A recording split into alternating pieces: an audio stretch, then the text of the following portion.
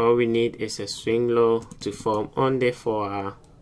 Right now we need a swing low to form on the 4-hour, and then we target this equal high into the imbalance. I'll leave something on for this one too, because it's just above that imbalance.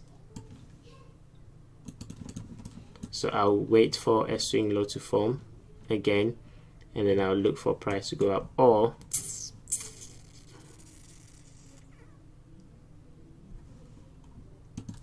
I'll look for price to go above this high, and then I'll look for a buy to continue going up. If not, then they will come back down to rebalance this and then make an attempt to go and take out that equal high. I don't have a specific level right now as it's dropping, so I'll be